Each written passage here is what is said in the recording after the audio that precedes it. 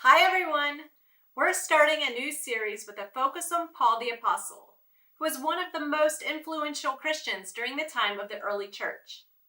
Now, Paul wasn't always known by the name of Paul.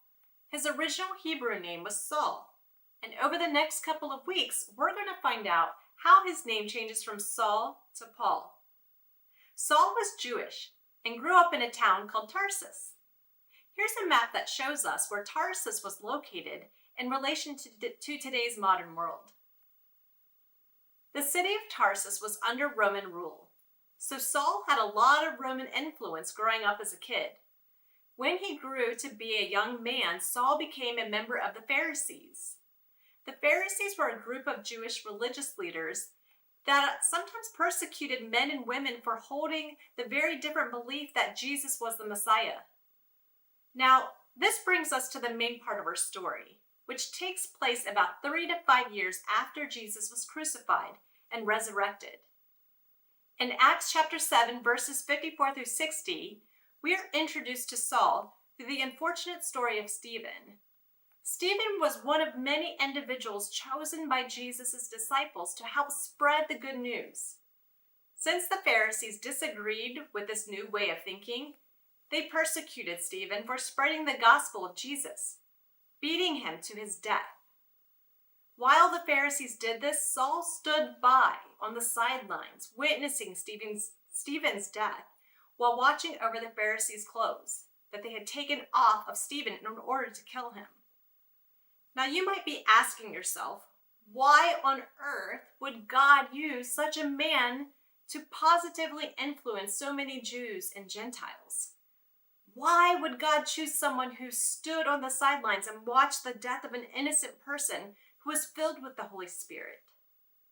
Let's circle back to those questions after our story. In Acts chapter 8, verses 1 through 3, we see that Saul continues his rampage of hunting down the early Christians, both men and women, persecuting them and burning down their churches.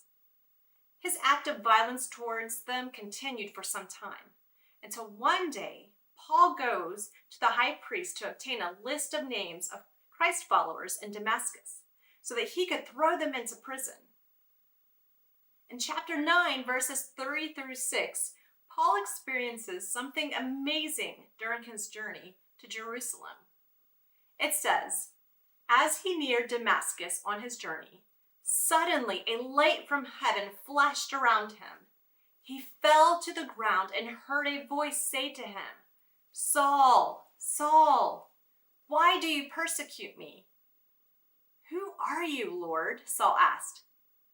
I am Jesus, whom you are persecuting, he replied. Now get up and go into the city, and you will be told what you must do. Now here we have the resurrected Jesus speaking down from heaven to Saul.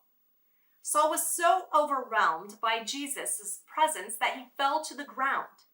When he stood up, Saul was unable to open his eyes.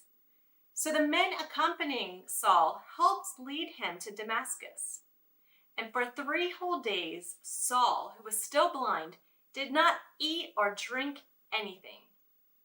Now, meanwhile, there was a disciple in Damascus named Ananias. God spoke to Ananias in a vision. He instructed Ananias to go to the house of Judas on Straight Street and ask for a man from Tarsus named Saul, for he is praying. In a vision, he has seen a man named Ananias come and place his hands on him to restore his sight. Ananias responds to God with a bit of uneasiness because he has heard of such a man in Tarsus that persecuted God's people.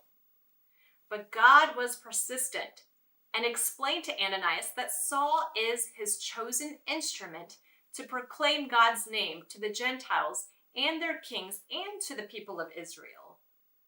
God further explained that he must show Saul how he must suffer for God's name. Now, how do you think this story unfolds? Will Ananias be obedient to God, or will he run away from his assignment? And will Saul continue to persecute the men and women in Damascus? You can discover all of these answers and more by reading the rest of our story in Acts chapter 9, verses 17 through 31.